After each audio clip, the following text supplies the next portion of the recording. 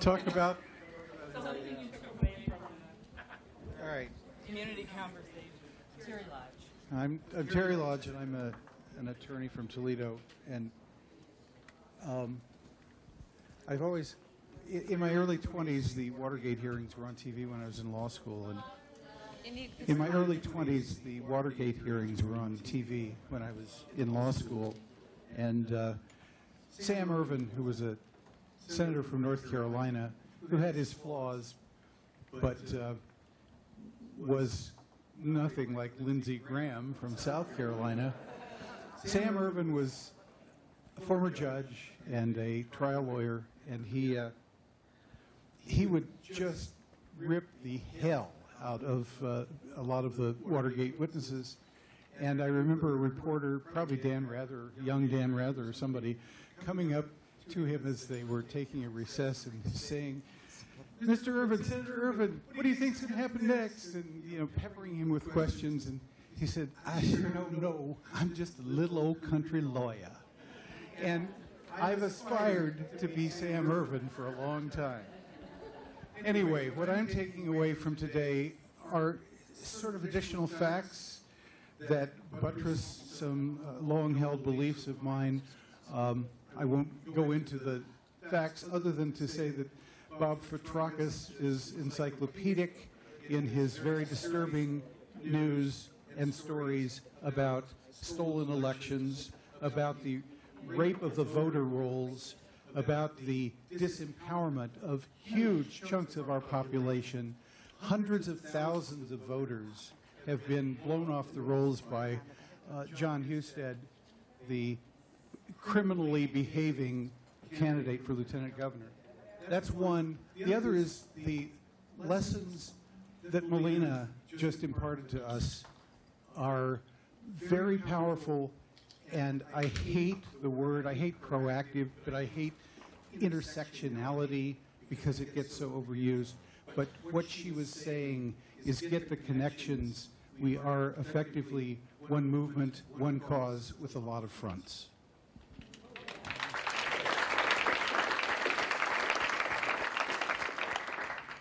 I'm Sarah Koya Bryant. I'm from Athens. I'm part of the Ohio Community Rights Board for Ohio. I think this conference has been really positive today, and I think what I take away from this is that we all have to overcome the propaganda coming from the people, the powers that be, no matter what our specific community rights issue is. We fall under the same problems of preemption, and we need to stick together as a group. So I'm happy to be here with all of you.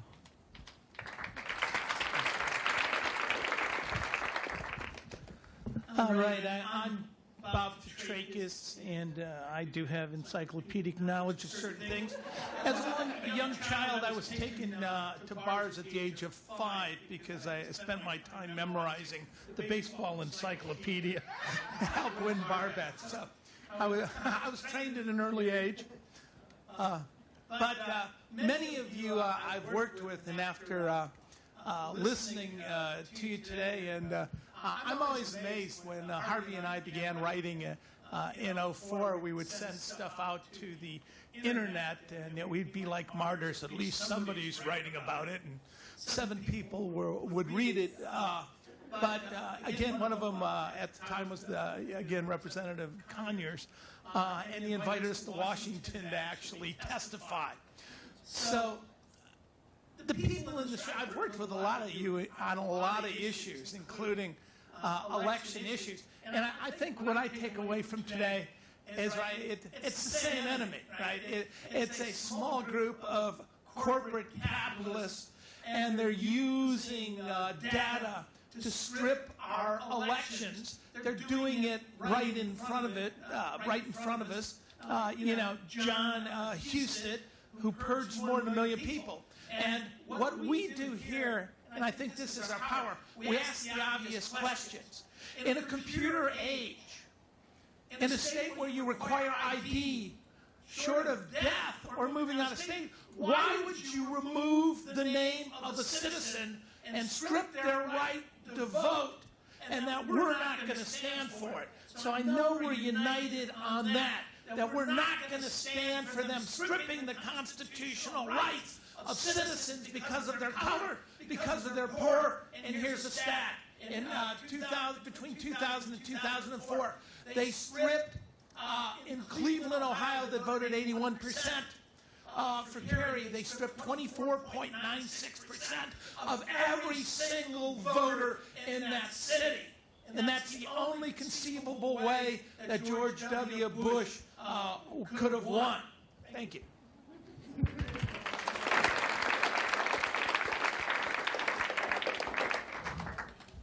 I have an encyclopedic knowledge of nothing, so I can't really follow that up. My name is Kevin O'Donnell. I'm coming to you from the Ohio Student Association, which is a statewide youth movement trying to build a world that doesn't throw people away. What I've been really, I think, highlight of my day has been meeting and getting to know Sarah Koya, who's working in Athens, and just seeing how much we have to learn from each other in this room. And kind of, it's been a good reminder that the thing that we can be going after is the way that they write the rules, and that a lot of our struggles come down to who gets to write the rules and who gets to decide. So today's been great for kind of renewing my commitment and excitement for that. So I'll keep it short and fast. My name's Mike Ferner from Toledo. I work with Advocates for a Clean Lake Erie.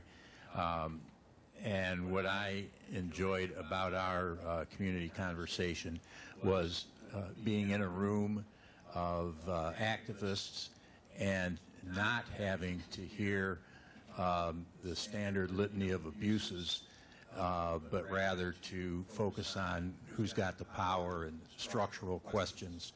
And we have a democracy problem, not a litany of environmental problems, for the example of our particular group. Yeah.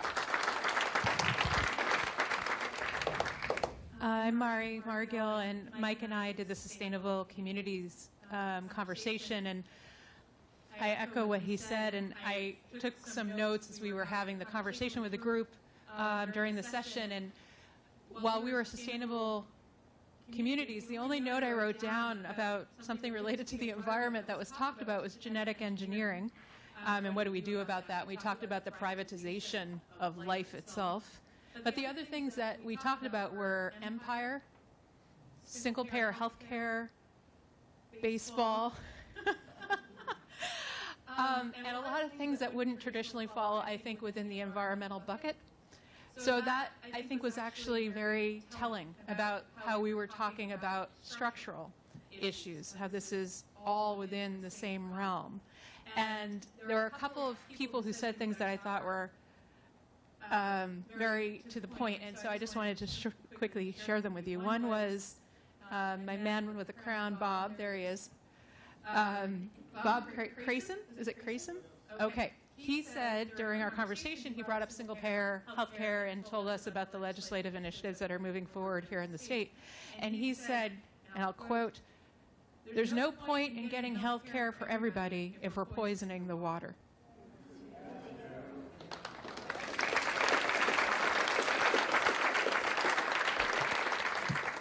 So healthcare and environment, same thing. And then there were two quotes that I think were two sides of the same coin. When Melina gave her incredible talk, she said, "When we fight, we win." And then from Youngstown, yes, you said at our session, "We don't lose until we quit."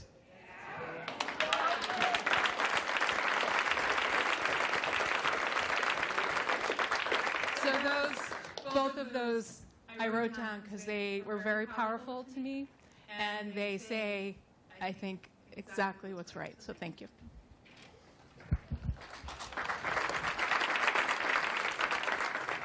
Thanks, Mari. My name is Ben Price. I'm the National Organizing Director for the Community Environmental Legal Defense Fund. And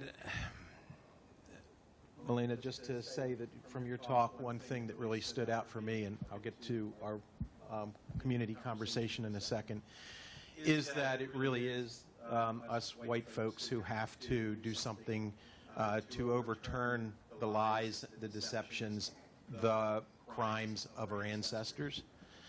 And it's really clear to me that it's the white folks in our communities, by and large, who need the education that we spend a lot of time providing through our democracy schools, because Native Americans who had genocide committed on them, and African Americans who had the same and who had their lives enslaved for centuries and centuries and were kidnapped and their communities destroyed, that all of that is on.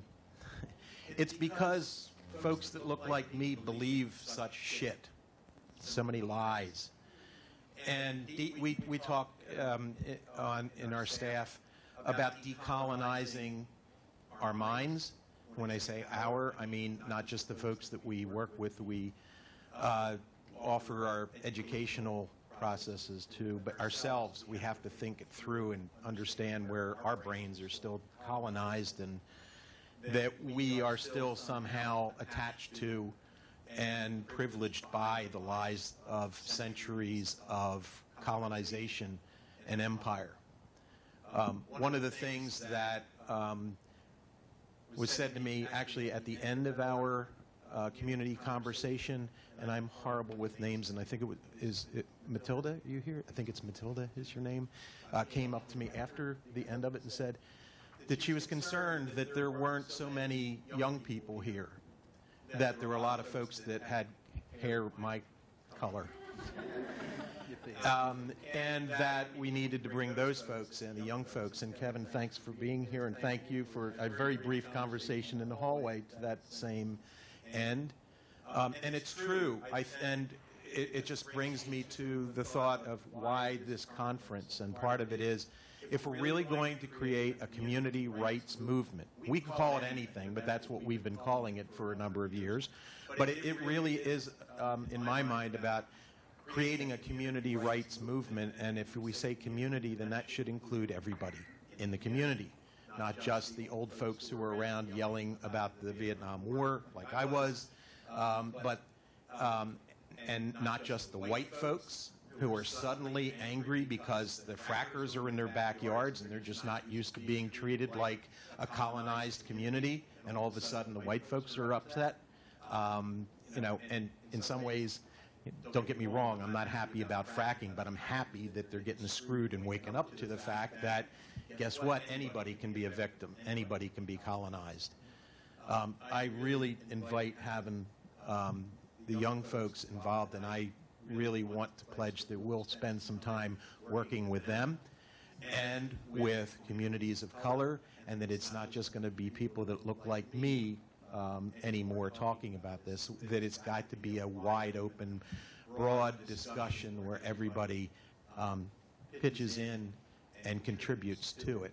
And especially, you know, when I think about the young folks especially, it's like, well, maybe we can catch them, and maybe they won't be quite so steeped in the bullshit of our culture, of our background. Maybe we can do something to short-circuit that, because people my age are usually generally not all that open to changing their brains about much. So, and by the way, the present company not included. So, thank you.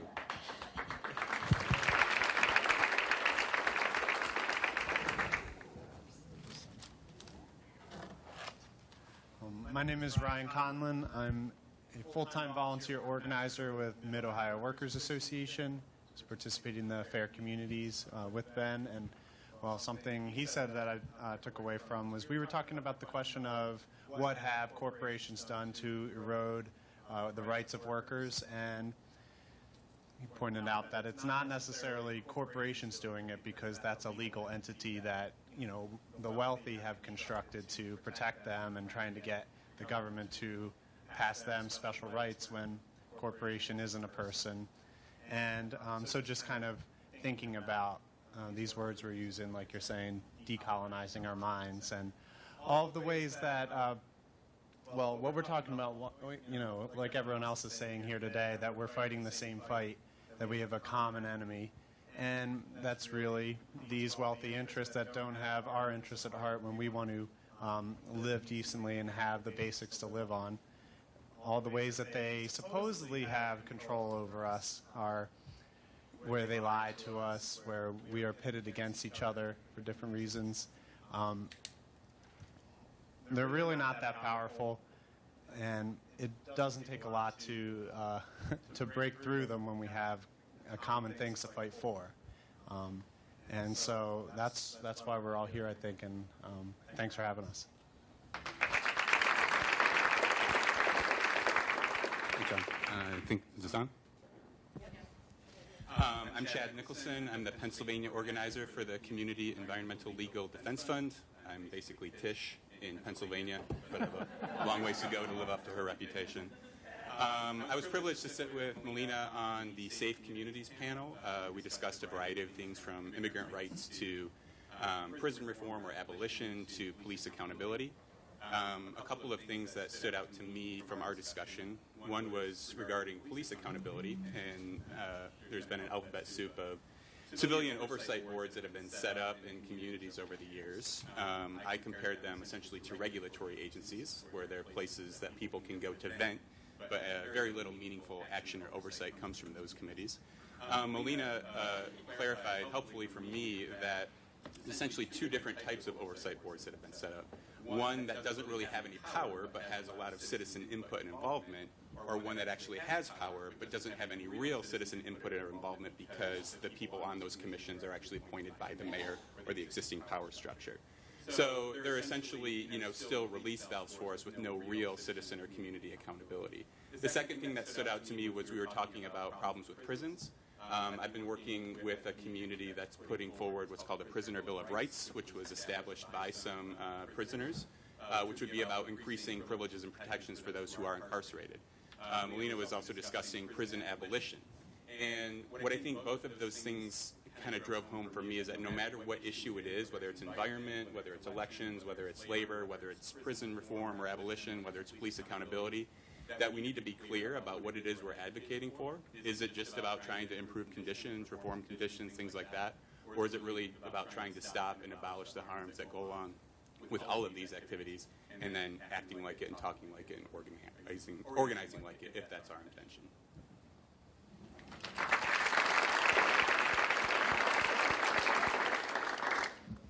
Hi, I'm Melina Abdullah. I'm an organizer with Black Lives Matter.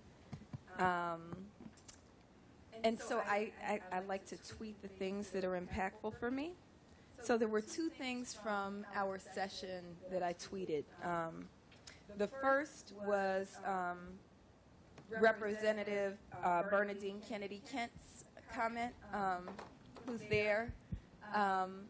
She said,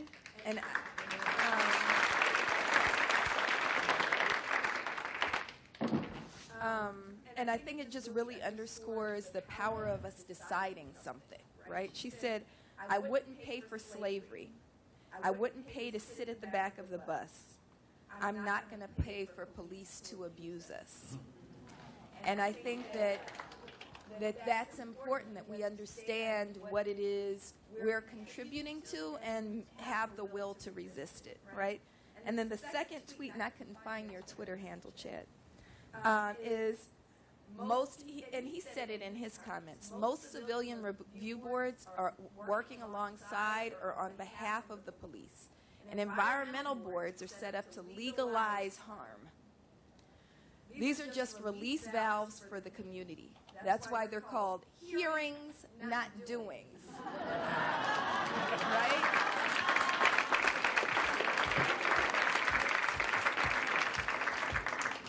So there's a couple of other things that I didn't tweet, which I think kind of were inspired by those two quotes and build off of that. One sister in the front that I talked with, Adrian, we were talking about Black people's involvement and commitment to work against family separation, right? The current family separation and transgenerational memory. And Sister Adrienne began to cry in the front of the room, which caused me to cry, which made me remember that in doing our work, we have to remember that it's not just work that we do that comes from a sense of duty, that it's a sacred duty, and that emotions should be embraced in that, right? That when we shed tears, it's because we care, right? And so harnessing the emotions of ourselves and of our people is hugely important in our work. And then I saw that reflected in the power of Mama Henrietta, right? And I don't remember what word you used, Mama Henrietta, but you said something about you being tired of incrementalism, of going slow. What was the word you used? Gradualism. Gradualism. Right? The urgency of now, right? The urgency of doing it now. And then I was really inspired by what Kevin did, which was the urgency of now. And that's the power of having like intergenerational movements, right? So Mama Henrietta, since she said it, I'll say it. She's 79 years old, right? And is frustrated by gradualism. And then we have Kevin as a student. You're a student? Graduated. Okay, recent student, right? Who said, okay, well, she got a court case, I got a hat going around, right?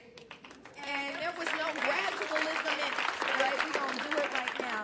And I think the last thing that it kind of lifts for me is something that I already said, that I think each of us has a piece of a puzzle, but even within like our own pieces of a puzzle, there's also like nuances to it, right? So I do work with prisoners. I do work, you know, I'm a prison and police abolitionist, right? But Chad is doing the work of developing this prisoner's Bill of Rights and getting it passed into law, right? So we have legal work that has to be done. We have legislative work that has to be done. We have all kind of artistic work that has to be done. And all of us, it's incumbent, it's our sacred duty to do that work, figure out what your little piece of it is, how it connects with everybody else, and just do that shit right now, because we can't wait. We can't wait.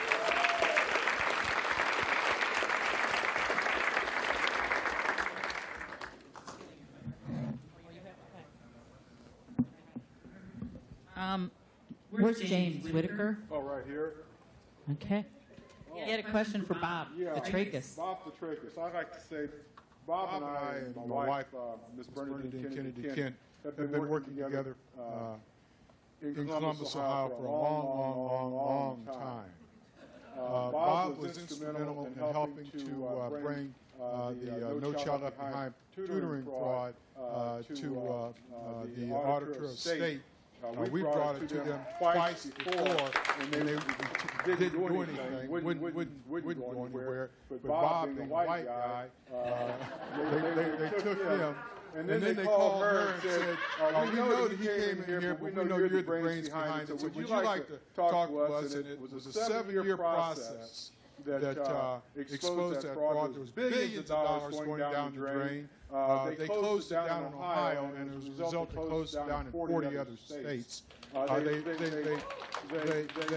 They persecuted one Somali guy and let him get out of the state before they arrested him. And the whole point I'm trying to make is that we've been in a long, protracted fight, as all of us, and everyone has. But I wanted to say this about Bob.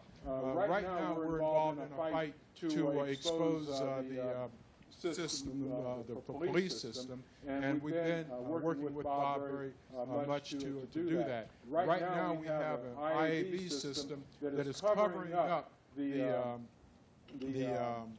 complaints that we've been submitting. We've been going down to City Council, and they've now brought in a special prosecutor. And I'd like Bob to just comment on some of that because, we say you can't beat City Hall, and I know that the fight is going on, so I'd like Bob to comment on some of that fight that we've been doing. Well, first of all, the key point with my good friends James and, of course, Bernadine is that I did show. I got a good presence to show up, but they did absolutely all the work. All I did is showed up and talked loud. But one of the things that should be pointed out, we actually sued in federal court because Bernadine Kennedy Kent has done exceptional work in exposing sexual abuse and rape in underage black children. It's a huge community issue. For us, it's being ignored, and I really believe is that because in many cases, the kids being abused belong to mothers who are being sexually trafficked or in the drug trade. So as snitches, they get a pass when they allow their kids to be abused. And what we're trying to expose here is when, before she was a state rep, she was a chronic complainer. Even though she had exposed the No Child Left Behind scandal, the police would not take complaints from her. So when I represented it, we've got the memos, they began to say, well, maybe we shouldn't take a complaint from him also. But we actually sued. We figured there had to be some relief, so we sued in federal court and said, these people have rights as U.S. citizens. Well, citing anything we could, including the Declaration of Independence, life, liberty, pursuit of happiness. And the federal court said, well, there actually is no right to have the police take a rape complaint. But we've been diligent, particularly James and Bernadine Kennedy Kent has been diligent, and they're now finally taking the IAB complaint. But I think the community control the police. And I'll leave you with one last thing. I spent 3.5 years negotiating on behalf of the NAACP, and we finally got the FOP to cave. We're going to have a civilian review board with an auditor that would look at all uses of force. And then, of course, it was vetoed by the Democratic mayor of the city. First elected black Democratic mayor of the city. So we have a tremendous amount of work to do. And again, James and State Representative Kent has done extraordinary things. So thank you.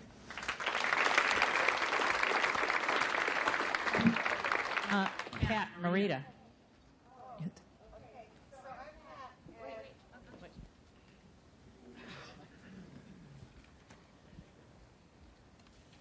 I just want to bring up about who benefits, because these people perceive that they benefit, but I'd like to say that they probably don't really benefit, because I don't see men don't benefit from gender inequality. Gender inequality is extremely harmful to men in so many ways.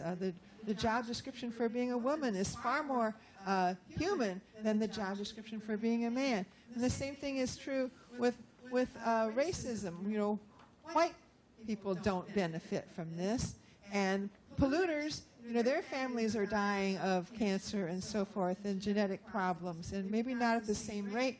But so I think we have to get over the concept that someone is actually benefiting. So I don't know if anybody has any comment on that, but I got a lot on that. So we do a lot of political education in the Ohio Student Association. And one thing that we always ground people on is Bacon's Rebellion. Bacon's Rebellion was this, right when the American Empire was really getting its seeds planted in the Virginia colony. And the House of Burgesses were basically setting everything up so that they could exploit both Africans who were stolen from Africa and low-income Europeans who came over as indentured servants. When those two groups came together and burnt down the mansion of the House of Burgesses and drove them out to sea, and potentially could have held on to it had they not sent an entire army. So after that, they said, okay, that's not happening again. Their strategy was, in fact, to create a system of benefits for white folks so that they would not rebel. So that they could say, here's the deal we're going to make with you. We're going to give you a little bit more so that you help enforce this rule over people of color. So I think, yes, we could stand, we all would be a lot better under a liberated planet. But to ignore the fact that we actually are given benefits when we are in positions of privilege within this system, in my mind, is not it absolves us of the responsibility incorrectly, and also is unstrategic because it blinds us to the fact that this is a really complex system that is really good at making you think that you're better off aligning yourself with that. So having prison systems that are put in poor white areas so that people's livelihood depends on policing people of color. So we do benefit a lot. I get to do stuff that my black friends don't get to do. And that's because our ancestors, those of us who are descended from poor whites, made a deal with the white folks that ruled this country. So that's all I wanted to say. It's we got to recognize the areas in which we do benefit, because that will help us ultimately undo the system and actually get to a liberated world. That's it. It's again that whole idea that until you understand all this, you can't make the change because you don't even know who the enemy is or what it is you're trying to fight against. So thanks for saying that. And by the way, we do a school that goes into a lot of history. How we got to the place we are. Adrian Scott, question for Chad Nicholson.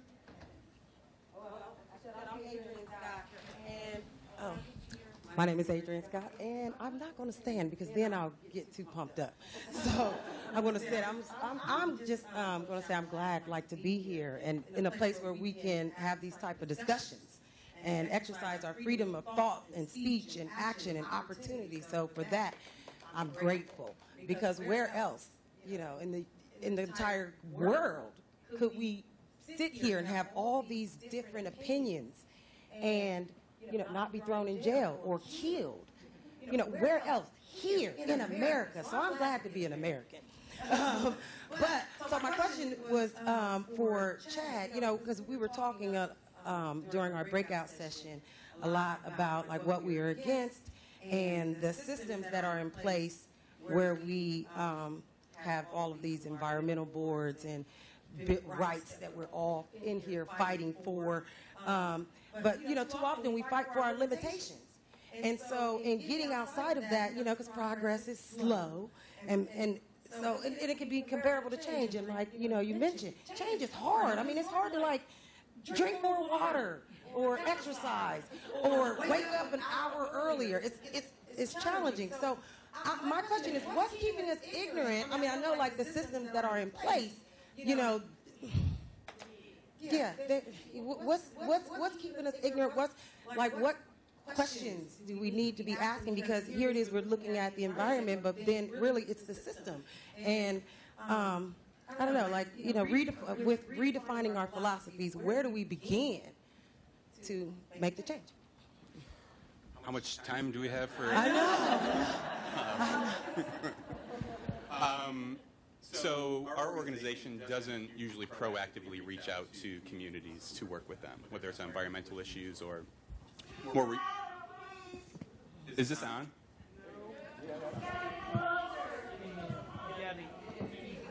Here, I'm going to give you this mic. You don't even have to disconnect that. That way they can keep their flow. Thank you. So our organization, there we go. Our organization doesn't reach out to communities or individuals proactively on environmental issues. More recently, and as we're discussing today, prisoner issues, police accountability issues, labor issues, electoral fairness issues, that type of stuff. But when a community does call us with concerns, it's a pretty long conversation on the phone, number one, and then it's usually followed up with several in-person visits, which are about first helping folks understand where they sit within the system. Because a lot of folks still believe that we live in some sort of a democracy or a representative, system of government or something like that. And a lot of our initial work with a community or with a group of individuals is to disabuse them of that notion. I particularly work a lot in rural Pennsylvania, often with a lot of white folks facing environmental harms. And a lot of those folks have been privileged by the system and don't understand that they can't just get a petition signed, or they can't just ask their legislators nicely, and that the environmental harm, a toxic waste incinerator, fracking or pipeline, whatever it may be, will just magically go away.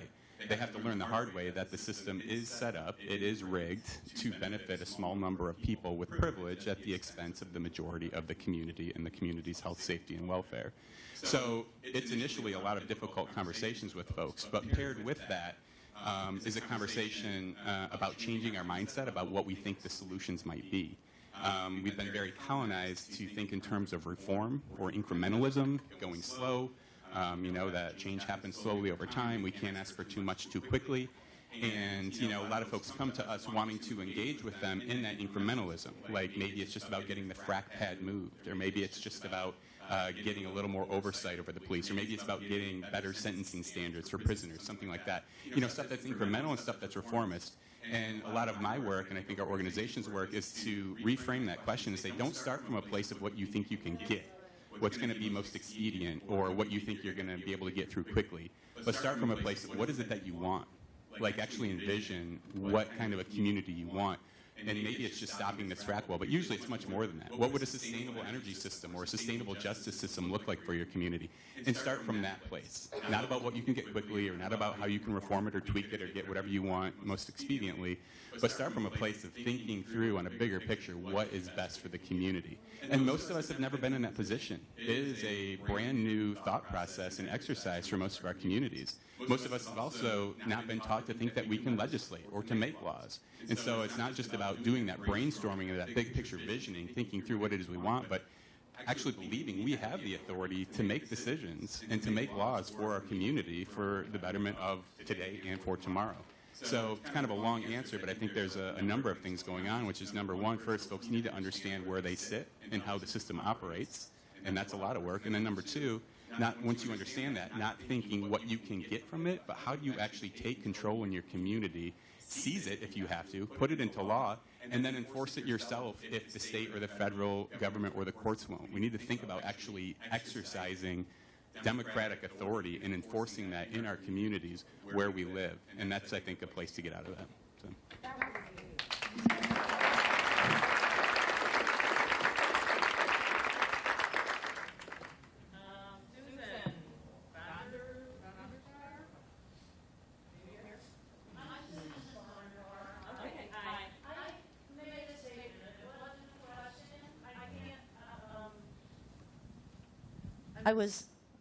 I was making a plea to all of us today, just this tearing down the things that divide us, the illusions that, this is what I feel, the man, woman, the black, white, the Republican, Democrat, the red, blue, the liberal, conservative. I hate these labels. They're tearing us apart. They're tearing us apart. People I love dearly have labels in my mind that I despise. And we've got to stop it. We've got to stop the division. We've got to have the language that pulls us together. The 99.99% of us that need to be together to develop humanity. I put the word Ubuntu in there. I am because we are.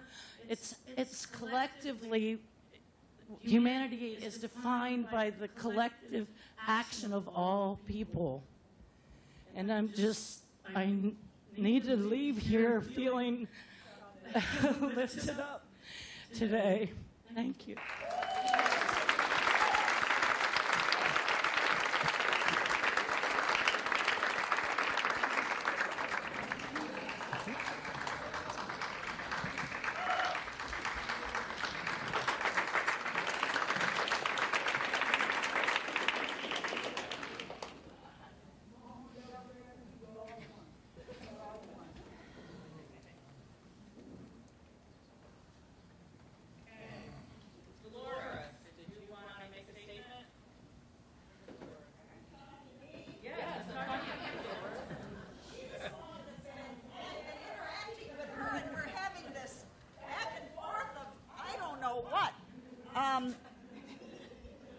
The only, I sent two up there. That one, I can't remember that one. Oh yeah. The first one was the whites enslaved the blacks. And now we are all being enslaved. By whom is the question? Who is pulling the strings? That was the first one. Can I do the second one? Get a twofer? Okay. Here's a chant that I heard recently. This guy, Lee Camp, I don't know if you know him. Acted tonight. His theme song is, "They've got our money, but we've got our souls." That's our theme.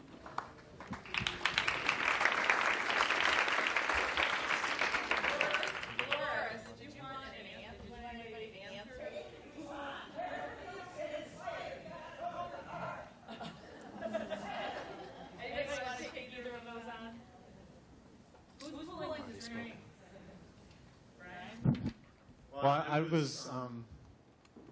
wanted to say more about that when I was passing the mic earlier and I missed something, but about what, brings people together in terms of this. I think what's really important is at some point in our lives, and for most of us, it's most of our lives, we have to get up and go to work in the morning. And then there are very few people who never have to do that, even if they work very hard to keep themselves in power. They couldn't spend all the money they have if they tried. And who is pulling the strings? I'm trying to answer that. What we have, that's one connection we have to them. They own those places where we go to the marketplace, where we are not adequately rewarded for what we put into it.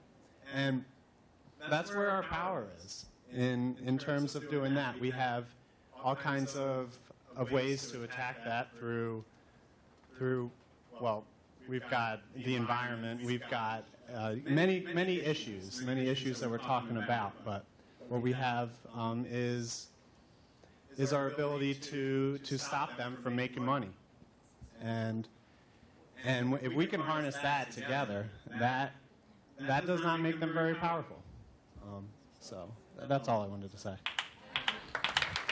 I was going to just quickly say, again, we're doing them a favor if we take the money back from the community that produce. They're hoarders. They can't help themselves. They have between $13 trillion and maybe $30 trillion stored away while the world's going to hell and we've got all sorts of crisis with the environment, etc.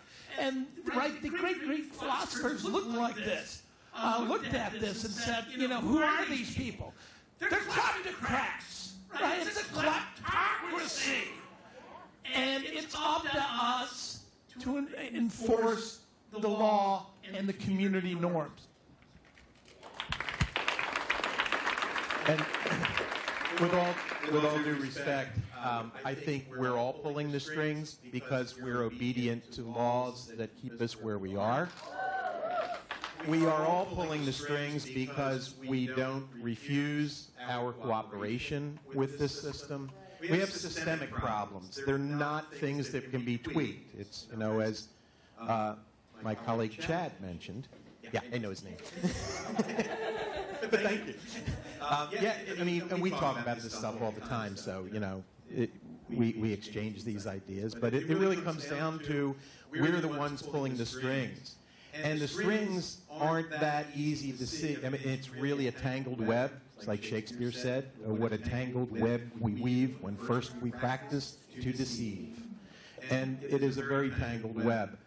And untangling it and understanding it is important, but we don't all have to become scholars of history and law to understand it. It's actually, we can look at the outcomes, and the outcomes are that people are being victimized, like left and right. As far as the multi-trillion dollars that are out there stored away, I think I'd like to just comment that that's funny money, and it's actually borrowed from future generations that will have to pay it back with the sweat of their brows. It's sort of like the student loan BS. That, you know, the money that they owe, it's, you know, all interest, which is just fake money. It doesn't exist yet until they break it from your kids and your grandkids. That's where all those trillions are stored. And we have to take it away from them. It's the only way to liberate our kids and our grandkids. So let's stop pulling the strings with them, and let's cut all those strings.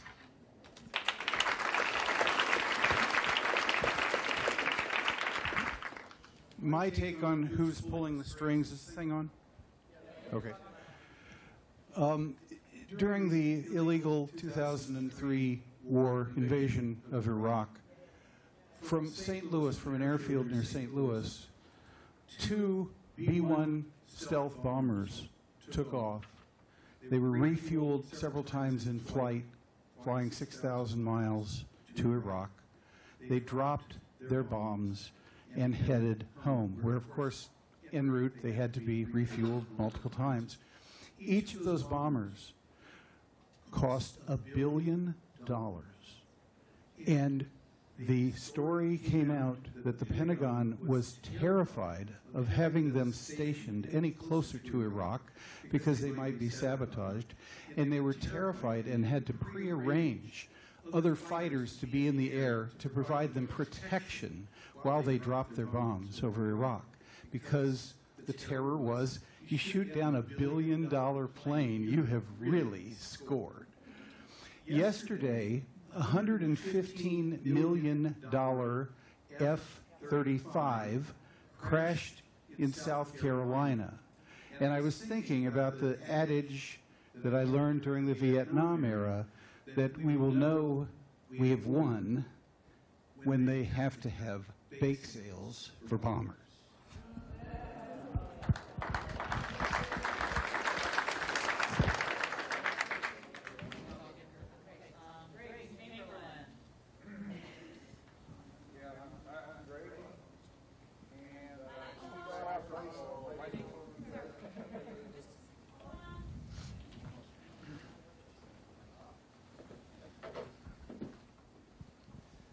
Well, I'd like to speak to the issue of colonizing our minds, and I'd like to ask a question about that.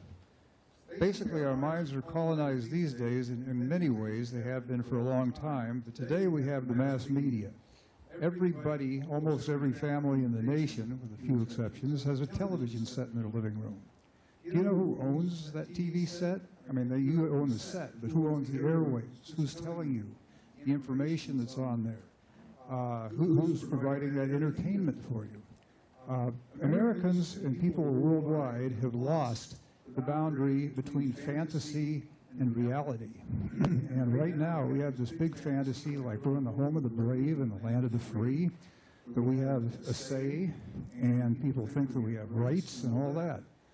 And there's a very sophisticated method of persuasion, many methods of persuasion that have been evolved over a very long time.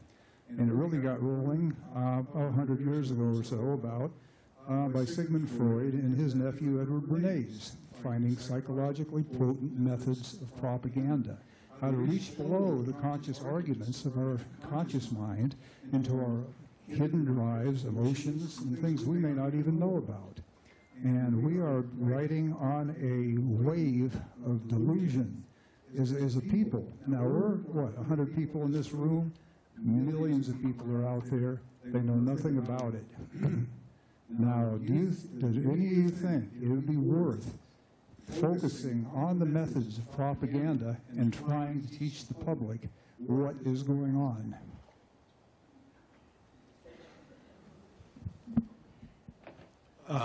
I don't want to talk too much here, but yeah, we discussed that quite a bit, and in our democracy schools and so forth, we talk about Edward Bernays and the methods of propaganda, and we run into it right today. I mean, it's not like just back when Bernays was coming up with reasons that women should smoke Lucky Strikes because it's, you know, proof that they're liberated from males, you know, when in fact they're just going to be in, torches of freedom, you know, and it was a marketing gimmick that he came up with, but it was actually taken up by the women in a, you know, New York parade as though, you know, this was somehow actually proof that they had been liberated, and all it was taking away the taboo against women smoking in public, which was a great marketing thing for them. They look how many more cigarettes they could sell.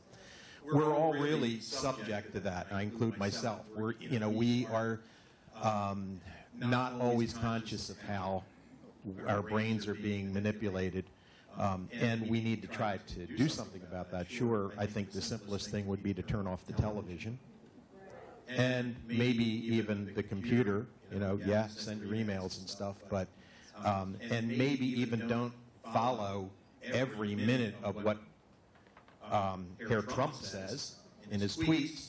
You know, it's not that damn important because we know that it's not, by and large, going to be the truth anyway. If you really need any more proof that he is a man without conscience and someone who doesn't have any connection to the truth, why would you need more proof? You know, let's, I think, get busy instead of keep listening. You know, let's not be consumers of that stuff. And that's not much of a solution. I know the airwaves supposedly, in theory, belong to the people, but we obviously know that they don't.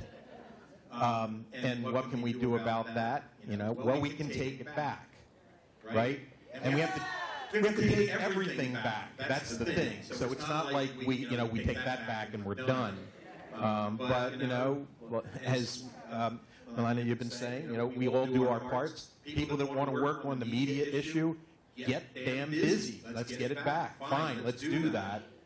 And let's do it in the spirit of this belongs to everybody, and it's not a tool for us to contribute to the so-called economy, which is about keeping the Dow Jones up while our wages go down and our cost of living goes up. You know, we pay attention to the Dow Jones as though it matters to all of us that it's high. Oh, well, the economy's doing great.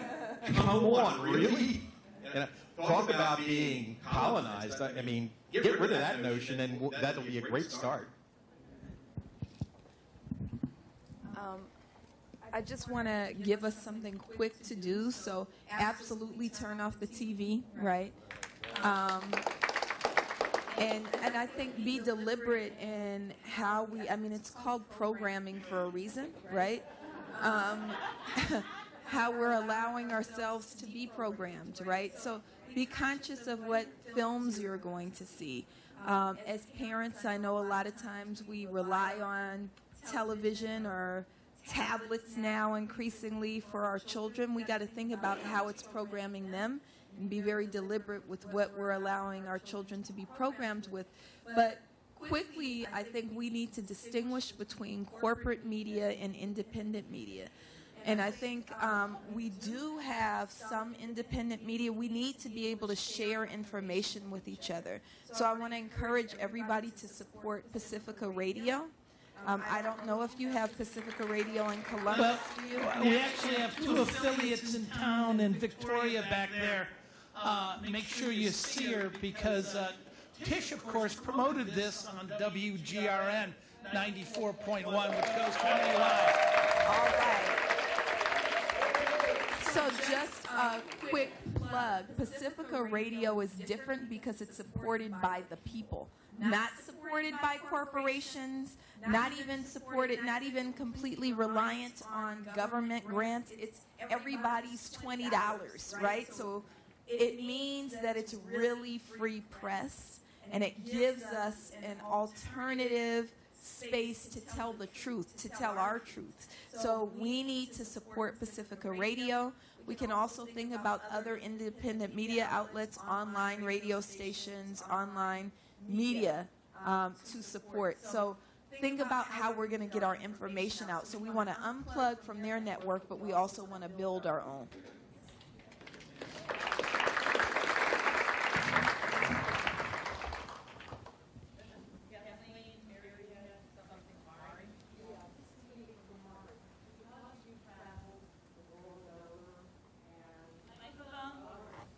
Because you've traveled the world over and have seen the degradation and other countries that acknowledge and the degradation caused by humans to the environment. But here in the United States, we're having unprecedented degradation, including just the latest. And when I see in North Carolina all those new tracts of home filled with 3 or 4 feet of water, what is it that nobody's acknowledging that it is from human hand?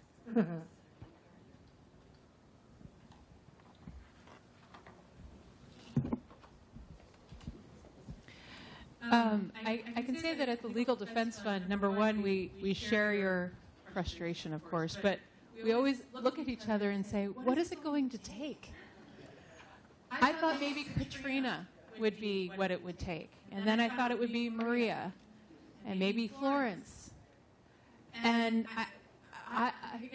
what we talked about in our session, and you were there, I quoted you, was that in our organizing, what we have found, and this is the case I've found both here and abroad, that it has to get so personal for us to get involved. As I said in our session, the threat literally needs to come to our own doorstep before we can see the problem, before the veil is lifted, and so forth. And that's why I think, to Chad's point, we don't tend to go out and reach out to new communities. We generally respond to requests that come to us. So we don't target and say, oh, we should really work in Columbus. It's more that people in Columbus come forward and say, something has come into my doorstep. And that's really how it's happened with the work abroad as well, is people saying, things are falling apart here. And that, I don't know how to get past that element of human nature that we have to be hit in the face maybe multiple times before we realize, gee, I should really stop somebody from punching me. It's not a satisfying answer, perhaps, but maybe one of our jobs as organizers, and I include all of us in this room in that category, is maybe we just need to start hitting more people in the face. And what I mean by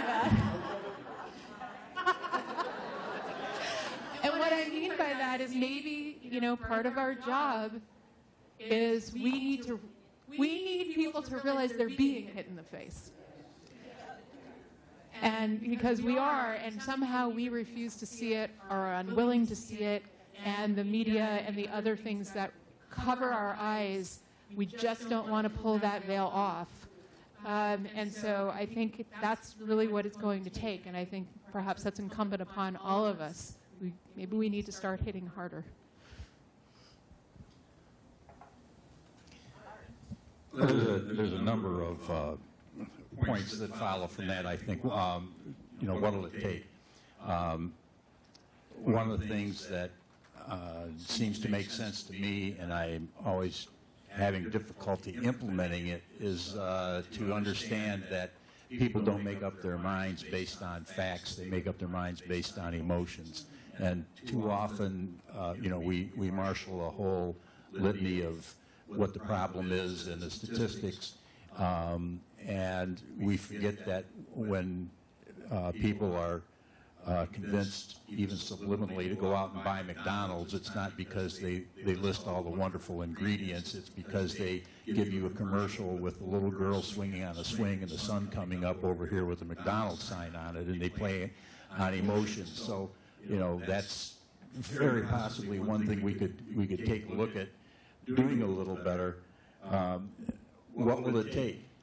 You know, in the 1880s, the Populists organized, I mentioned this in our community conversation briefly, the Populists organized a large organization that included close to half the country by the time they were done.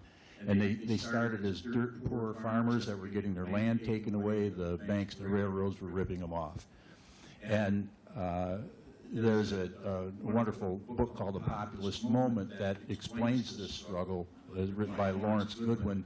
And he postulates that times have always been hard for people like that and for working class people now. And it's not a question of can we work harder and work our way out of this and how bad does it have to get before people rise up. He postulated that the populists started organizing and making a real difference in their lives when they started to feel like they had enough worth to make the effort to improve their lives. Not that things had gotten bad enough, but that they had started understanding their own value to a greater extent than they had before. And they also, you know, get into the question of, could be the airwaves or a number of things.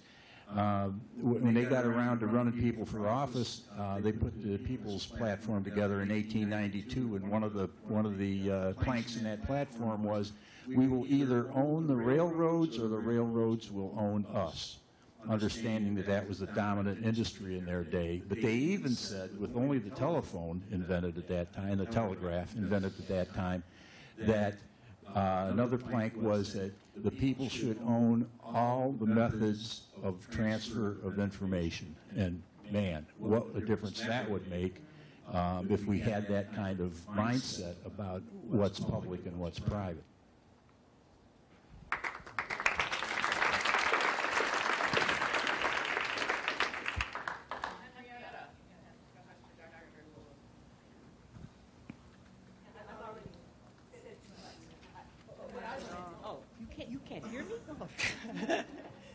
I don't want anybody in here white on a guilt trip. I don't want you on a guilt trip. Really. I think all of us, white and black, we're victims of a very, very poor educational system. We know very little about the history of this country. So for you to walk out of here thinking that, number one, that I'm a racist and don't like white people, I hope that is not something that I conveyed today. But I think we're all victims of a very, very poor educational system. Feeling guilty only paralyzes. We're not asking anybody to be paralyzed. We want you to go out and be active. Let me just very, very quickly. Most people think George Washington was the first president of the United States. He wasn't. It was a black man, John Hanson. He was the president of the Continental Congress. In fact, there were 7 presidents before George Washington. And most Americans don't learn about that in school, that a black man was the first president of the United States, John Hanson. Most Americans don't know that Ludwig van Beethoven was a black German, or that Alexander Dumas was a black man who wrote the 3 Musketeers and the Count of Monte Cristo. You don't learn that. Most Americans don't know that up until 1387, white Europe worshipped a black Madonna and a black Jesus.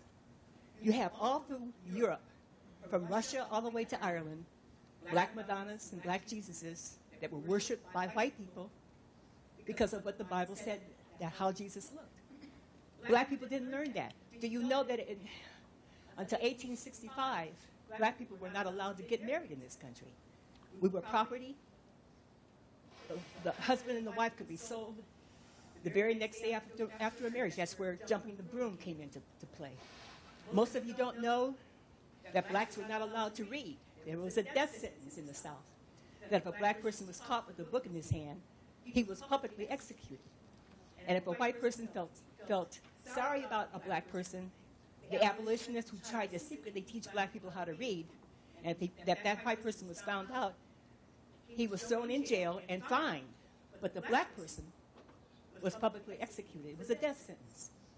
Most people don't know that in 1862, the biggest welfare scam in the United States came into existence when Abraham Lincoln signed the Homestead Act. And at that time, America still was very, very, there were only 13 colonies, and they were trying to take over the land from the Indians. And so Abraham Lincoln sent bulletins all over Europe encouraging, give me your tired, you're poor. We'll give you 163 acres. All you have to do is occupy the land for 5 years and pay a fee. And at the end of it, you'll have 160 acres. They were pushing Indians all over the place. And then after Ellis Island opened up in 1892, they doubled the 160 acres to 320 acres. In the meantime, black people who had fought in the Revolutionary War, in fact, the very first person who died was a black man, Christmas Addicts. We don't learn that in schools here in the United States. It was a slave who was conscripted by his owner to go fight in his place. And he was the first casualty of the American Revolution, but you don't learn that in the American school system. So you understand what I'm saying? Now, that's not your fault. That was by design. And I learned in Tish's democracies. I urge all of you, if you have not participated in Tish's democracy schools, you really are doing yourself a disservice. I learned in the democracy school that the founders of this country never intended, not even for poor white people, to have the vote. You had to have 1,000 acres to be even considered eligible to vote in the United States if you were a white man. So even the white people were under the gun from the very, very beginning. We need to take those guys off those pedestals, too, by the way. I'm not in love with any of them because they were slave owners. But they were the founding fathers who didn't think that much of you. Nobody in this room would have been considered equal to the founding founders of this country. So there's just so much that we don't know about our history. I don't want anybody going out of here feeling guilty, but I do want us to get active, start learning about our background. And was there anything else I wanted to say?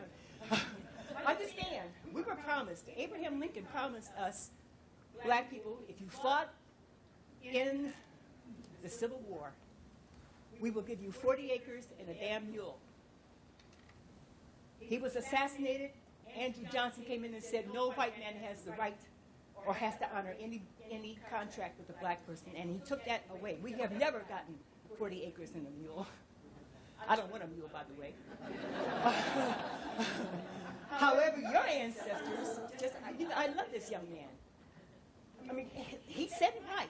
The Irish who came over here, you came over as slaves, but you were indentured. You only had to work for 7 years.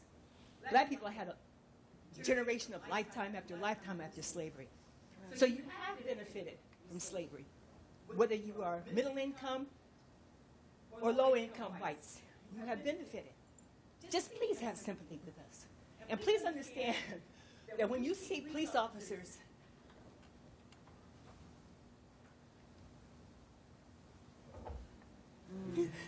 handcuffing our 10-year-old boys and 10-year-old little black girls, that if you can get excited about a duck in a polluted stream, would you please get a little excited about what they're doing to my people? Thank you.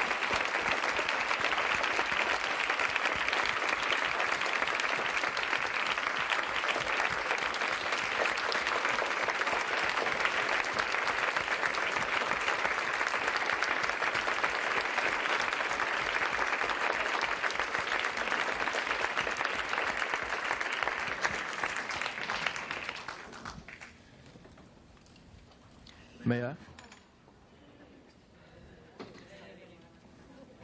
Sure. Thank you so much for that.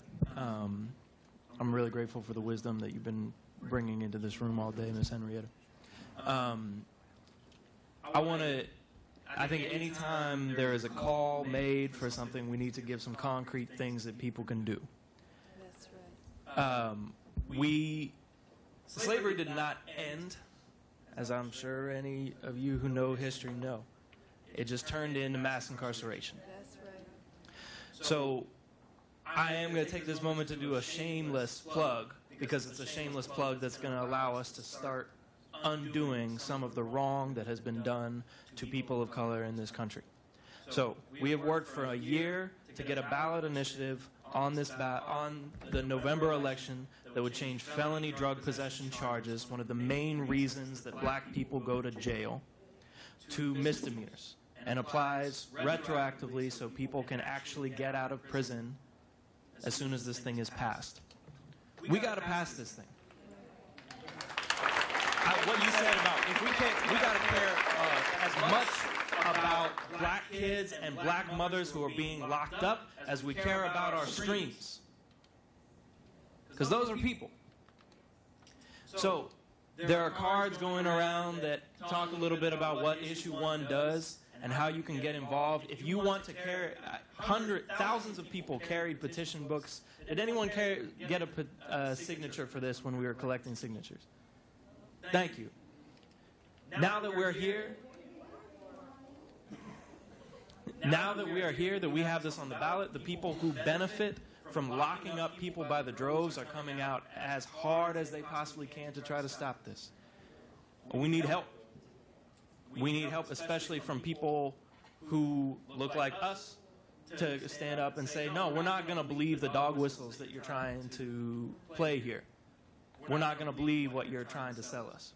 So there are little cards going around that talk about what Issue 1 does. You can rip that in half and take the piece that tells you about the policy. And then if you want to get involved, please fill out that other half of that has your name and address and all of that, and give it to me before you head out. We got it. Once you're awake, you got to get out of bed, and you got to start. And we can't carry guns necessarily, but we can carry petition booklets, and we can carry get out the vote cards. So, thank you.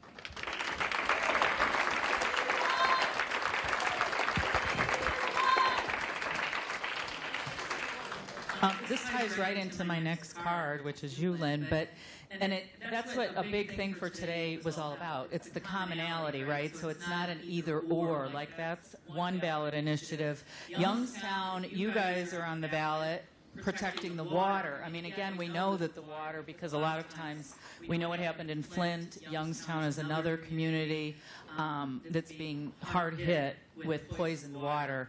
And so, Lynn, it's your card next. So if you want to make your statement. I want to talk about the Youngstown canvassers for Issue 1. Let's talk about the black youth that were hired by my nephew, Mike Damiano, the organizer. Their reliability rate on their signatures on the petitions were 72%. The other parts of the state, they had to get 350,000 signatures. They got 760,000 in the state. The volunteers from other parts of the state, the paid vendors, their reliability rate was like 30-something. So this is Youngstown again, working hard, our black youth, going door to door, getting those signatures, yes on Issue 1. We need people coming to Youngstown. We are burnt out. We are old. I don't mean to point to you, but we need people coming to Youngstown now. We're on the ballot for the 8th time. Election's coming up really fast. We have our flyers that need to go door to door. We need door-to-door walkers. I blew out my knee every single campaign. Thank you. And call me 792-0428, 330-792-0428, 330-792-0428. And the commonality is what you're facing right now, the media coming out against you, the wise elected. That's exactly what happens in Youngstown.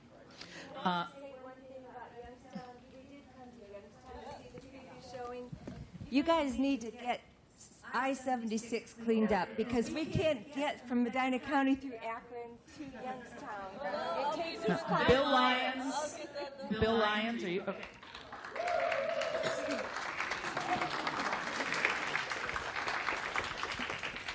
Yeah, one thing that struck me thinking about the commonality of this, and we've all gotten involved initially with with other issues, not bigger, other issues, but then being involved in movements like this, I know myself and people in our group, we see that commonality, and we've also helped some of us get petition signatures for other groups, or certainly willingly signed. And to me, it seems like the unifying theme for me is justice, the fight for justice, because all these things we're talking about are injustice, and the fight against that. And if we can embrace that in a larger umbrella the single issues into the bigger issues of that. To me, I don't know how you feel about that, but if you want to comment on it. But my question is, and what the Sister Henrietta, okay, about education. I was thinking about that, and I said, yeah, so much of this stuff and propaganda and all that we've been taught and we've internalized, and getting the youth involved. How do we do that? We've got to get to the youth and get to them. Imagine if we had a curriculum in our schools. I know this would be hard to do, but maybe you can think of ways, especially the teachers, Melina, Bob, or if any of others are teachers, of how we could get a curriculum involved that would really talk honestly about the issues in the past and currently, instead of to break this illusion that everything is just great, we're the greatest country in the world, the Constitution is the greatest document ever written, you know, all of these other things. So just your thoughts about that. So right now, young people are organizing themselves. My oldest daughter, who's 14, is with a group of 50 young people.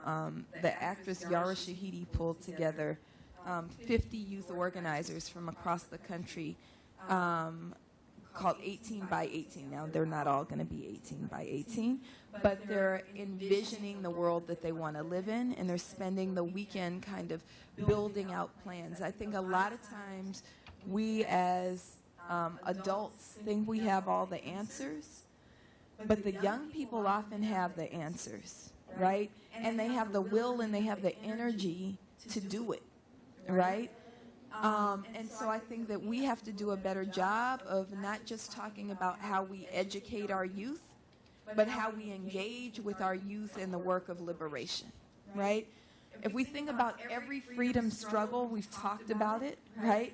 Who's been at the forefront of that struggle? Who's been the most visionary? Not that they don't build on the work of those who are more experienced, but who has the will, who has the energy, who's not afraid, who doesn't feel like shackled by the current system. It is the young people, right? And we have to give them the stage. We have to be willing to hand over the baton. We have to stop calling people like me who think that we're 29 but are not the young people. I'm not the young people, right? I'm younger than some of y'all, right? But they're the young people, right? They're the young people, and so how do we empower them? How do we... one of the things I love most about Mama Ella Baker is how she would sit in a room with students for days and just facilitate the conversation. Not impose her will, but facilitate that conversation. And so I think that we have to be willing to do that, and we have to be willing to follow their radical ass lead, right? These young people are quick, right? My daughter was really mad at the March for Our Lives kids at first, right? But she didn't realize, it took her a minute to realize she wasn't mad at them, she was mad at their privilege, right? So the kids out of Parkland, right, were given a stage, right, as if they were the first kids to ever organize, right? And so my daughter is the co-founder of the Black Lives Matter Youth Vanguard, right? So she was born in BLM and then took all we call them BLM babies, right, organized themselves. And even before there was a BLM, they had an organization called the Junior Freedom Fighters, right? And so they've been doing work. And so she was like, they act like they're the first kids to ever organize, right? And they were kind of catapulted into stardom, right? But what was beautiful is the black kids from Chicago and California started calling them on their shit, right? And even the black kids from Parkland. And they were quick to switch it, right?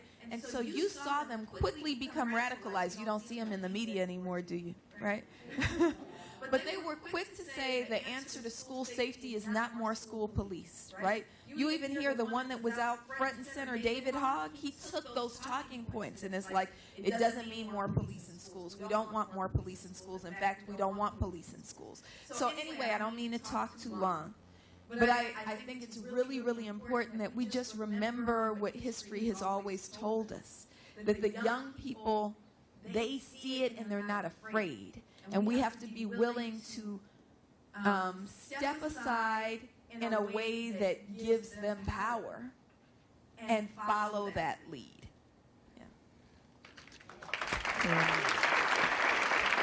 Just briefly, I would advocate we go after the school board positions. I can think of no more incompetent body in the state of Ohio than the Columbus School Board, who thinks its job is to give away $15 million to a multi-millionaire, Ron Pizzuti, and in other cases, Dominic Peretti, to make sure he's blackout drunk and sexting.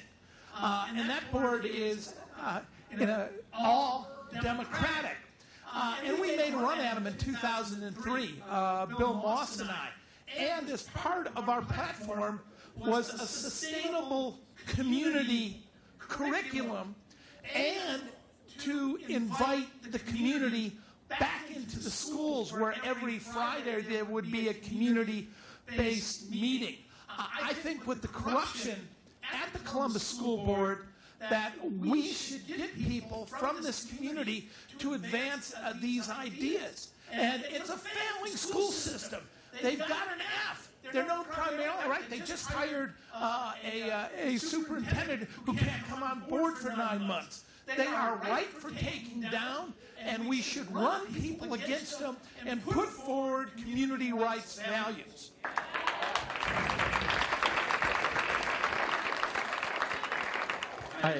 Can I respond to what you said, because it just resonated with me so much? Y'all don't have to organize us.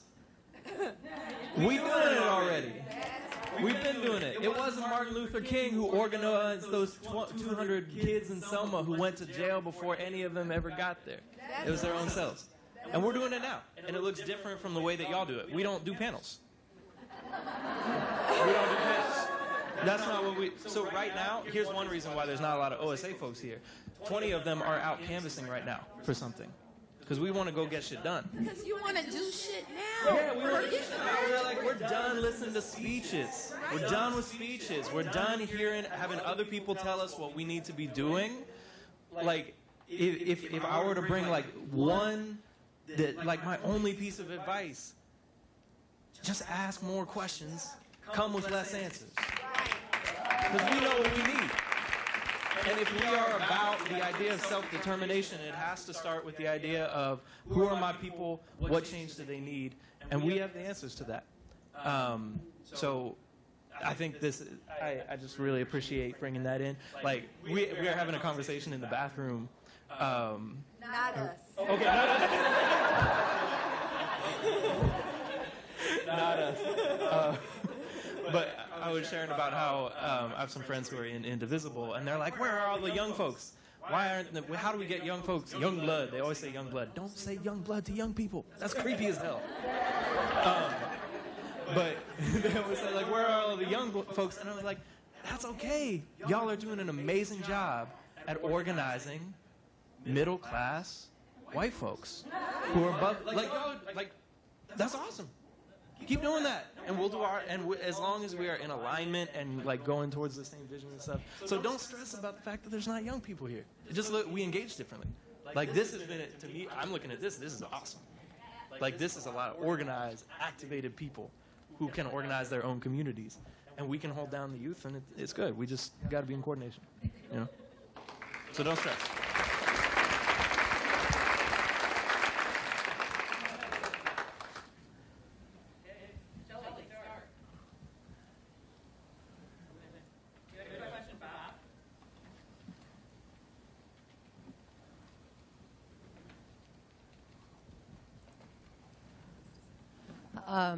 I don't know if it's just for you. They said I had to pick someone. So basically, I've been watching, being privacy, being an American. Forward? Right here? We're supposed to be safe in our papers and our privacy and all of that. And I've seen for decades that we have not been. And then when Snowden came out, bless his heart, And he exposed what he did and thereby, ruined his life basically, but knew he had to do it and was willing to. I had hoped that we would see more awareness in Americans about the privacy issue, and we didn't.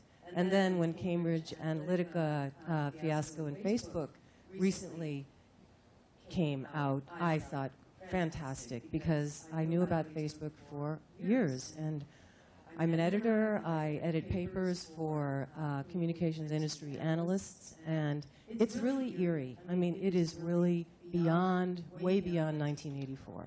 So I just say, I don't know, this is our world, and the cyber is just an incredible tool, as is the screen in so many ways, whether it's in your living room or on the movies or in your smartphone or on your computer. What I long for is that somehow, people have heard the word curriculum. How do we educate people to be intelligent users of this technology? And people say, I don't care, I've got nothing to hide. And I'm like, well, if you knew that the people who own this technology were predators of you, would you think that you had something to hide? I encourage you to really be intelligent. And I don't mean to sound paranoid, but it is scary. It scares me. And so I just say, be intelligent users of this technology, because you are being used by it. And just be aware of that. The other thing is, as far as media goes, what is so clear to me is that the so-called right wing and the so-called left wing are really meaningless labels, except people take them to heart and they categorize other people and themselves by that and identify themselves by it. But truly, it is so clear that the people, whether it's NPR or Fox News, it is a divide and conquer strategy. And what I say to my Trump voting neighbors is, I go and deliberately, this is my activism now, is I go deliberately to other people I know think differently than I do, and I find common ground with them. And you can find common ground with them, and not everyone can, and I don't blame you for not being willing to. And but I feel like if we as Americans, as people who live in this country, don't start coming together instead of being angry at each other and blaming and finger pointing, we are going to lose it. I mean, man, we are going to lose it. So the people who control the world, that control this country, they don't care a whit about you or your kids or the planet. They just care about money and power. So all I see, the only hope that I see, and I've been looking at it since I was like 12, and I marched with Martin Luther King with my mom. And, being from the 60s and the 70s, I say, let us be the elders that we've been waiting for, and let us reach our hand across the other thing. Because if you look at human history, it is just endless. It is constantly the conqueror wins and cleans up, and we go right back into divide and conquer.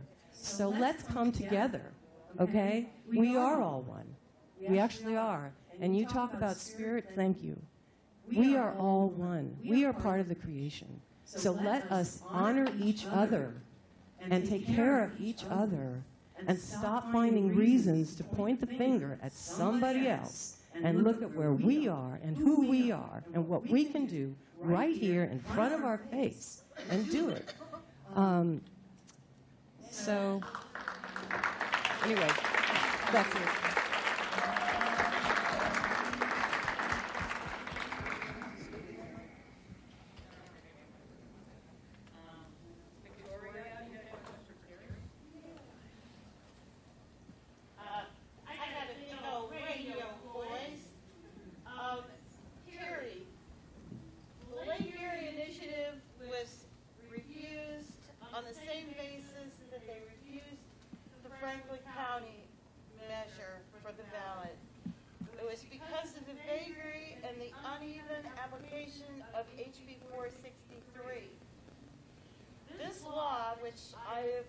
I coined it as the zombie law because it comes back from the dead to strike at the Constitution and the ability for a local community to have control over their own resources.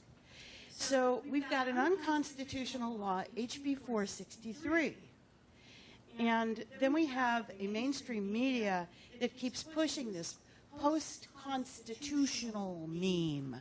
Like we're living in a post-constitutional society. Well, when did that happen?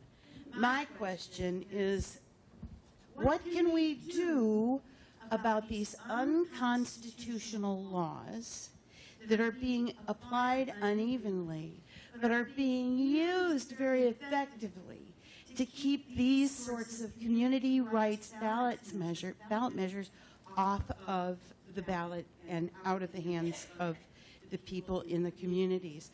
What can we do to stop the unconstitutional behavior of our legislature that passes these laws in lame duck sessions right before Christmas?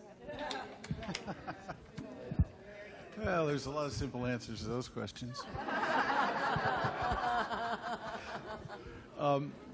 You weren't fortunate or unfortunate enough to hear me holding forth this morning. The place where we are in Ohio law right now, insofar as community rights initiatives, is that the Ohio Supreme Court is repeatedly ruling that they don't need to rule on the constitutionality of House Bill 463, that they can reject the Lake Erie Bill of Rights and the Columbus BOR on the basis of less than constitutional grade law.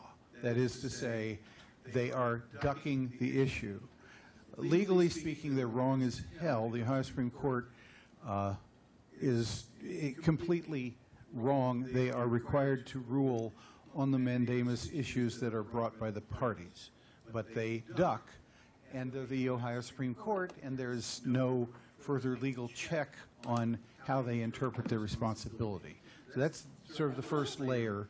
What we are seeing with our attempts at community legislating is a lot of education and a lot of painful education. And the way to defeat these is internalize the fact that you are looking at a buddy system. You're looking at an overwhelmingly corporatized General Assembly that hands off to that's the legislative branch, handing off to the executive branch, which is the Secretary of State, who appoints all of the Board of Elections members and can remove them, irrespective of party.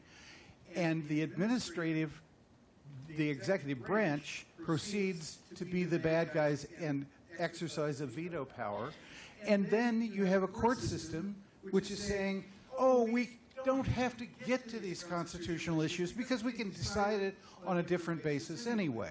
So what you have is a closed loop where it is very possible that we will never be able to bring a direct court challenge where the Ohio Supreme Court has to actually grow up and interpret the law, because they don't want to. It's a very difficult issue if they actually find that boards of elections indeed are not courts, as astonishing as that whole current situation is. So far as things to do, number one, realize, as one of the fellows, Mr. Perkins, in our discussion this morning pointed out, there are two seats there's two candidacies for Ohio Supreme Court in the election coming up.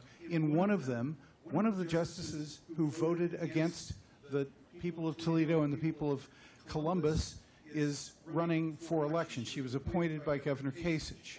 And her opinion, she's a co-author, in effect, of the Franklin County opinion. Her name is DeGennaro. I think Mary Ann is her first name. And there's a place to start there. And there is some discussion about starting a social media campaign just to get that word out, which I think could go like lightning across the state of Ohio. And if movements like this can make some small difference in an election, it might send a message. But it can't stop there.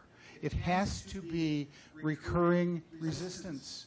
You have to understand that we are up against it. We are up against the wall. They own the 3 branches. They have a buddy system. I think this week we're learning yet again what the old boy network looks like. And we have to be aware of the need to commit for a long time, for a long haul. And don't give up.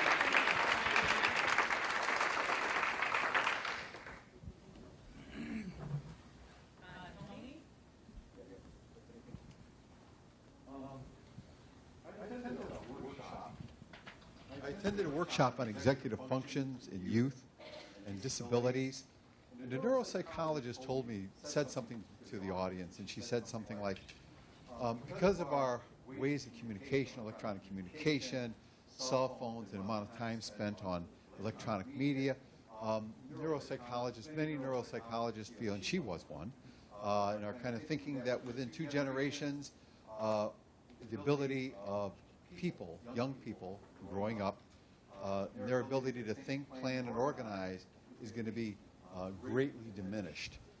I just wondered if anybody had heard anything like that, or Oh, I can tell you what to do. Well, you have to realize that it's hard to say that computer programs can be racist or prejudiced or biased. But that's what's happening right now. And I do appreciate people bringing up Ubuntu, but you don't have Ubuntu installed on your computer, so you have no idea what you're talking about. I wish you did, because then we were really talking gas here with some open source technology.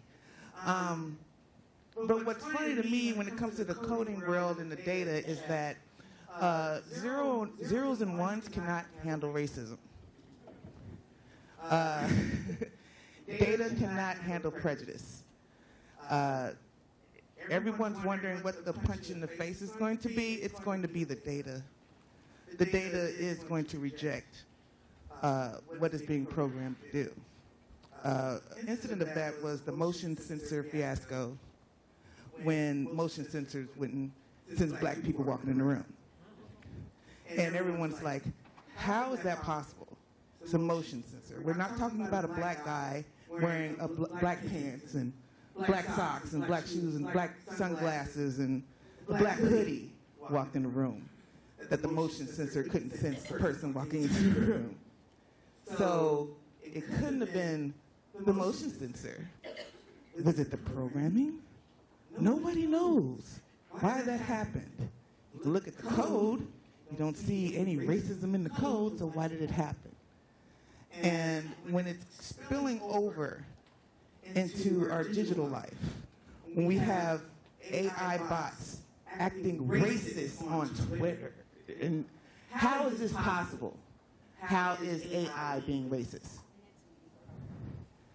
And it's not being programmed to, it's picking up on the racism that is being fed into it. It was never programmed to be racist. It's programmed to take in the information, and this is what you want back. Yeah. Right. So when everyone wonders what's going to be this punch in the face, it's going to be our internet, it's going to be our Internet of Things, because it won't be able to handle it.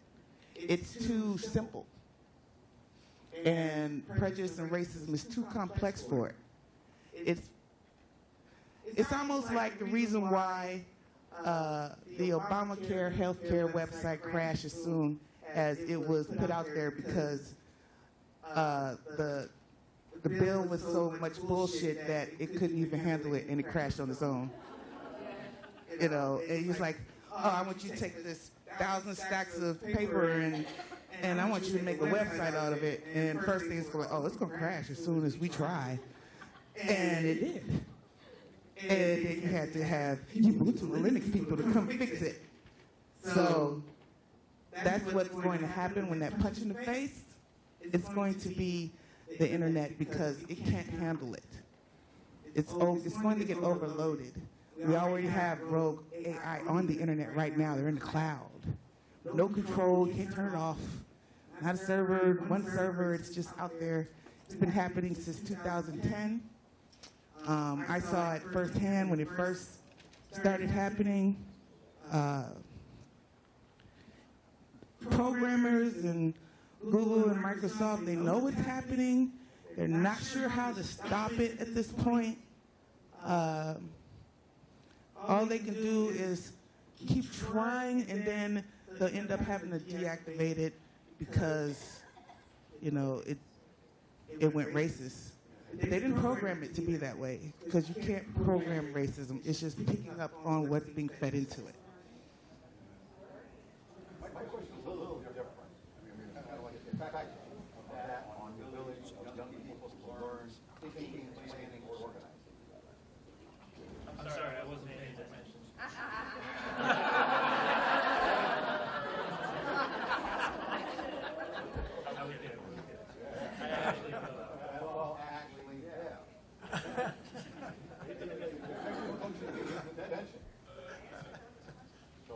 I don't know. It just makes me think a huge problem with moving on the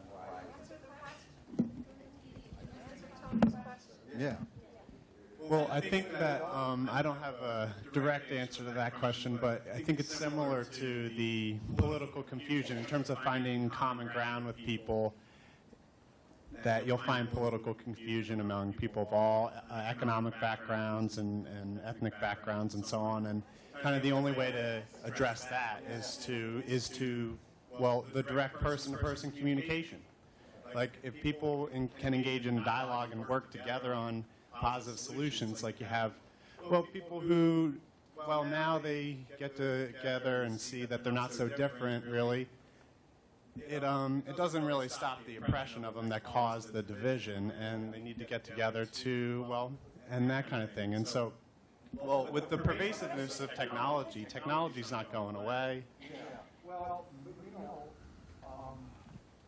executive function problems with the executive function begin with the ability of people to attend, concentrate, you know. And so it's, her point, I think, was when you short out some of those first steps in learning, and particularly planning, thinking, organizing, regardless of one's ability, I mean, it does diminish with IQ, but, you know, if that continues to go down and you continue to have problems and the electronic media and the amount of attention that gets, that over time that's going to have a significant effect on people's ability to learn. And that kind of, it is a function of face. Anybody? Well, I think it goes back to who's pulling the strings again, and I think I would like to pass it off to someone who could say more towards it. Sure. No, and I think, but still, I feel like I have a solution in terms of having direct person-to-person communication, and we have volunteer organizers out there canvassing and knocking on doors in low-income communities and need people to join us if you can in Columbus next Saturday.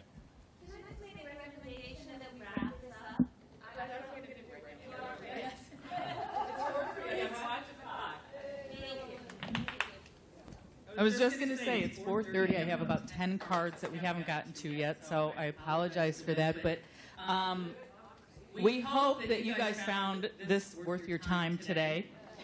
We hope it provokes more thought, conversation, and discussion, that it doesn't end when we all leave the room.